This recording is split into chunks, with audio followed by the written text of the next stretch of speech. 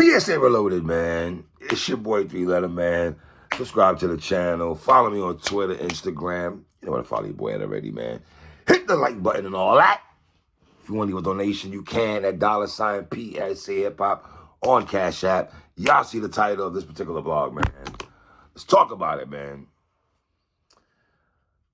Puff Daddy, Diddy, whatever you want to call him, Murder Mase. The saga continues, I guess. The quote-unquote back and forths. I don't know if you want to say, is this real beef? I don't know what to call it between Diddy and Mase at this point, man. But let's take our time here, man. Obviously, Diddy was actually on the Breakfast Club this morning. I have the utmost respect for Diddy. I think Diddy is one of the most, he's probably the best thing that happened to hip-hop and the worst thing that happened to hip-hop all combined in one, man. And sidebar real quick, my dude. Somebody want to explain to me how Angela Yee put a 2 weeks notice in to leave the Breakfast Club about 3.5 weeks ago, and she's still working. Listen, this is the only form of entertainment or business that you can be in and put a 2 weeks notice in, and she's probably going to work the whole rest of the year to December, man. But that's a different story, right? Now, Diddy on the Breakfast Club, he answered a lot of questions. He answered a lot of tough questions. I know, I love the conversation when Charlemagne, shout out to Charlemagne and everything like that. I felt he asked a lot of tough questions. This episode of the Breakfast Club did give me old school Breakfast Club vibes, so to speak, just in the tough questions. And if you didn't know Diddy had the Breakfast Club on Revolt or had any relationship with these three, because they asked him a lot of good questions, I felt. Some questions they got to follow up on, but for the most part, I thought Charlemagne did a very good job of anchoring the questions with DJ Envy. I don't know what Angela Yee was doing, but that's a different story. I like when they asked Diddy, because obviously we know Diddy's going out with the young shorty, Young Miami, I believe, Carisha, whatever her name is. I like the fact that they spoke about how she won best hip hop platform and tied with the Drink Champs after 7 episodes. Come on, man. We not doing that, bro. Listen, man, I'm glad for any time sisters have a show that are catered to black women. But, sister, for you to win, for you to be rubbing shoulders with Drink Champs and $1 million worth of game with Gillian Wallow, no, pump your brakes. You on training wheels still, sister. I know you have Megan Thee Stallion and Saweetie and a bunch of them over there, but not in the same bracket with Nori and DJ EFN and them. Obviously, Diddy had made some calls to BET to make sure wifey was straight. We know that already, Diddy. Come on, we don't know the vibes already. Come on, man. But I did like the conversation that they brought up. Diddy's, 50-something years old. I don't know how old this young shorty. She's in 20s, I guess. And anyway, the age disparity between those two, obviously, that could be Diddy's daughter, almost.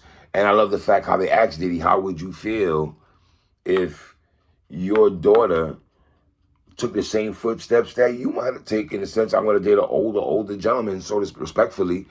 And Diddy did say, he gave his best answer.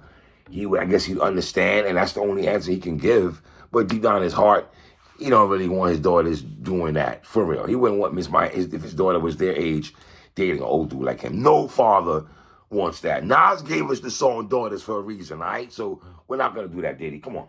Not jacking that. You feel me? So I don't know if Diddy was expecting that kind of question from the Breakfast Club, but Diddy's definitely trying to hold on. As you listening to him talk, he's trying to hold on to his youth, man. Diddy, let it go, bro. Let it go. I understand you got a young tenderoni on your arm. Shout out to Bobby Brown right quick. But fam, you're still 50 years old. You don't want nobody calling you OG or old head, and you feel the young boys are taking a stab at you by doing that. Diddy, embrace it. I've embraced being bald. You feel me? I've embraced going to the gym, going to the basketball court, and I can't do 5-on-5 no more. That's a no-no. That's not going to happen. I embrace when the young boys call me OG. I embrace it when they call me old head. It is what it is. Embrace it, Diddy. Come on, man. You know? Diddy spoke about the negative propaganda that people trying to put stain on his name, or how my Philly dudes say put smut on his name and everything like that. Charlamagne pushing back on Diddy by questioning him, so you don't, steal money from artists, because that's been the narrative for the whole year, for years about Diddy, man. Let's just call it what it is.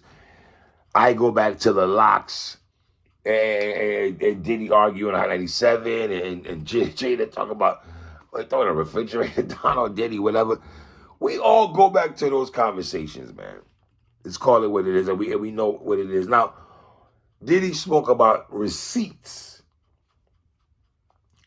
I don't know what it is about receipts. Now, you had Robert Saleh, the coach for my New York Jets, talking about receipts. Now you got Diddy talking about receipts. And what I find interesting, though, is when Diddy spoke about, it's not my fault if I have, quote unquote, disgruntled former employees who's saying that I might have pinched them from a couple of dollars here and there. I do have an accountant, though, and, an accountant, they probably messed up somewhere. And if you notice, I don't know why that wasn't highlighted. He brought that up twice. So, Diddy, if that's the case, should you not go back to the accountants to try to make sure everything was okay? Why did you do that, brother? Because you said it twice. You made it sure that you put out there that see, I would have called on to that. And I'm like, well, why wouldn't you go back to the accountants and make sure everything is right? Or let the lawyers do the... Come on, Diddy, man. We're not doing that, bro. Come on, son. You said that twice, Diddy. Twice. You feel me? Now, obviously, with all the talk about Diddy and Mase, and I never understood why. I mean, when 50 wanted to sign Mase to G-Unit, when 50 had Hot Rod and Olivia and Spider Loke, 50, man. One day we'll talk about some of them cats. After Buck, I didn't like none of the cats 50 tried to sign. I did like the fact he did try to reach out to MOP, and twice MOP got burnt by signing a Rockefeller late. Then Rockefeller broke up, so they can't sign a Rockefeller. They come to G-Unit. I don't know if 50 did. So it's like